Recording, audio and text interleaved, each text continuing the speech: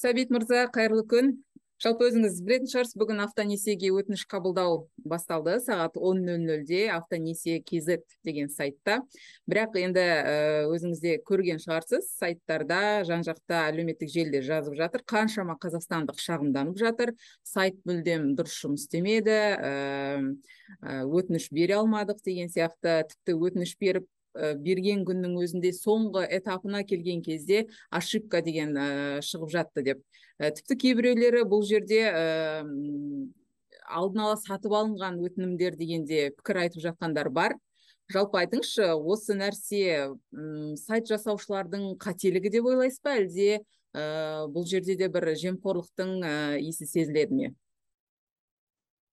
Жоқ, меніңше бұл жерде сайт жасаушылардың қателігі емес. Бұлардың негізгі мақсаттары осы жүйені бір ретке келтіру, шынымен де бағанағы кезекке тұрудың жөнін бір ретке келтіру. Сол үшін осыған арнайы бағдарлама ашты. Мұның бәрі ашық болсын, яғни кім қай уақытта кезекте тұр, кімнің кезегі қай уақытта келеді дегендей бәрі көрінсін деген оймен, негізі сондай оймен, сондай мақсатпен ашылған сайт. Бұл жердегі бір ғана кемшілік, меніңше, бұл беріліп жатқан көліктің саны өте аз, 761. Енді ойлаңызшы, мысалы үшін 761 көлікке 200 мың адам бірден күтіп отырды да, момент кіріп кетті сайтқа. Бұны көтере алмайды ешқандай сайт.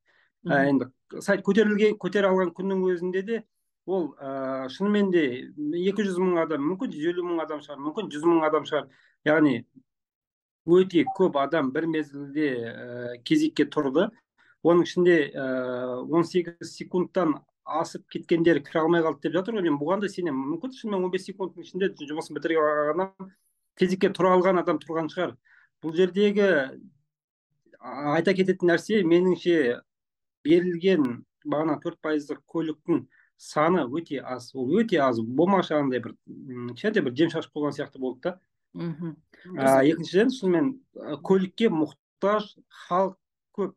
Ол өте көп. Бұлар енді қазіргі уақытта бізде көліктің бағасы да енді күннен күнге қымбаттап жатыр. Оның үстіне жаңа көлік айдау ол средство движения емес, бұл бізге роскошь болып бара жатыр бара-бара. Дұрыс айтасыз, расымен мен де сізбен келсем, енді жарнамасы жер жарып тұрған осындай автонесие жобасы үшін қаншама миллиондаған мүмкіндігі бар халық үшін 761 өтінім қарастыру расымен де өте аз. Енді бұған не себеп? Бізде, енді экономист ретінде айтыңызшы, бізде бюджет аз ба? Осыған ұқсас автонесие бағдарламалар неге көптеп ашпасқа елімізде? Бұған себеп, біріншіден, қазіргі уақытта көліктің қол жетімсіз болуы, қарапайым халыққа көліктің қол жетімсіз болуы. Неге? Оны біз көліктің бағасын қолдан қымбаттатып алдық. Қазіргі уақытта екі автопром, алдында біреу жабылып қалды, енді істеп жатқан дәл қазіргі уақытта осы екі автопром. Осы екі автопромның мүддесін қорғаймыз деп, осы екі автопромның көліктері өтсін деп, шетелден келетін көліктерге салықты өте көп қымбаттатып жібердік. Енді қарапайым ғана мысал үшін, енді көліктің логистикасы онша көп ақша болмайды. Америкадан алып келетін болсаң, $1,500-2,000 көлемінде болады да. Қазақстанға келетін болсаң да, Грузияға алып келетін болсаң, енді Грузия енді портпен келетін болған екен, біраз жақындау. Яғни басқа кескілі, мысалы Монғолия қасымызда тұр. Монғолияда біз сияқты теңізге шыға алмайтын ел. Бірақ ол жақта көліктің бағасы салыстырмалы түрде бізден 3 есе 4 есе арзан. Бізде сол бағанағы екі автопром үшін көліктің бағасын қолдан қымбаттатып жібердік. Халық ескі көлік, енді осы бағдарлама ең басында 2015 жылдан бастап өтіл алымдық салымдар енгізілді. Алғашқы номер алатын кезде оған салықты көбейтіп берді. Жалпы салықтың өзін көбейтіп бір 5-6 түрлі салықты ойдан құрастырып алдық та көліктің бағасын қымбаттатып жібердік. Бұл жерде енді тек қана Қазақстанды ғана емес, біз енді кедендік одақтың ішінде болғанымыз үшін ауқымды қарау керек проблеманы. Проблема болғанда енді бұл жерде кедендік одаққа бағанағы Ресей кіреді, Белоруссия кіреді, Қырғызстан, Армения деген сияқты.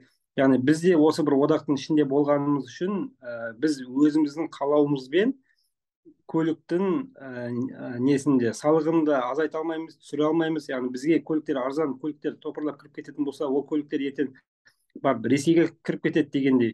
Сол үшін осындай бір шырмауықтың ішіне түсіп қалдық. Бағанағыдай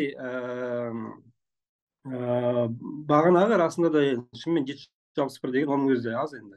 2000 адамға бір 100 бір қанша болды, 1000 адамға біреу ма, 200 адамға бір деген сияқты өте аз. Сіздің таныстарыңыздың ішінде осы автонесие бойынша 4% жеңілдікпен алғандар бар ма? Қай уақытта? Бүгін.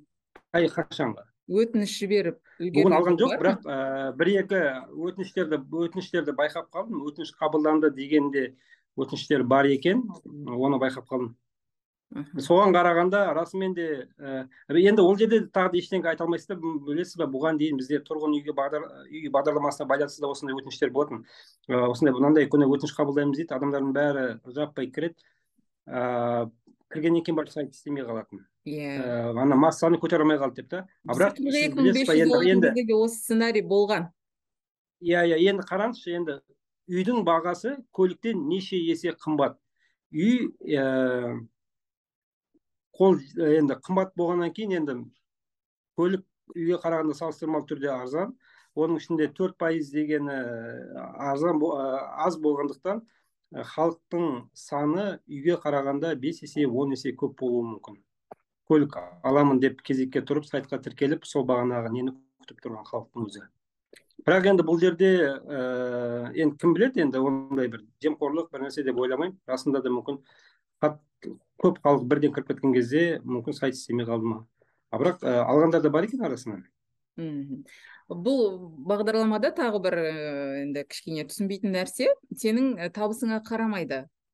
Мүмкін бұл жеңілдетілген несиені өте жағдай жақсыларды алып жатқан шығар. Осы жерде бір шикілік көріп тұрған жоқсыз ба? Бұл жерде мұқтаж адамдар алып жатқан жоқ шығар мүмкін. Ол бар. Ол шикілік дегенде ол өткенде негізі мен осыны да айтта өттім.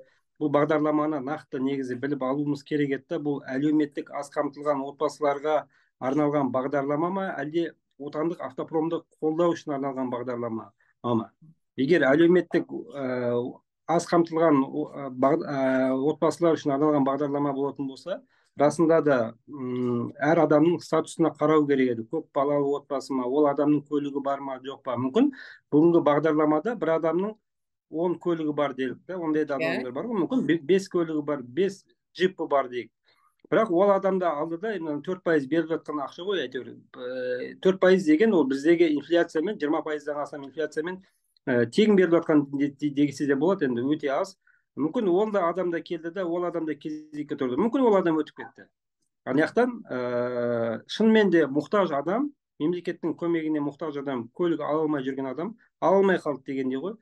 Ол рас, енді бұл бағдарламаның өзін нақты айқындалмаған сияқты да. Бұл отандық автопромды қолдау ма, болмаса әлеуметтік аз қамтылған отбасыларға арналған бағдарлама ма, бұл жоқ, болмаса жалпы халықтың айқай шуын басу үшін уақытша бір шерін тарқататын нәрсе ма? Сол нәрселердің бәрін нақты бір айқындылық, нақты бір басымдылық, нақты бір мақсат жоқ сияқты. Дұрыс айтасыз. Мен де сізбен толығымен келісемін, Сәбит мырза. Уақыт бөліп, шынымен де егер 5-10 көлігі болып тұрып, бұл бағдарламамен көлік алатын адамға енді сен алаяқтық жасадың деп айта алмаймыз. Енді заң бәріне бірдей рұқсат беріп тұр, бәріне бірдей мүмкіндік беріп тұр. Ол олардың қателігі емес, бұны жасап отқан адамдардың қателігі. Дұрыс айтасыз. Рахмет, Сәбит мырза, уақыт бөліп сұхбат бергеніңізге. Күніңіз сәтті өтсін. Жақсы.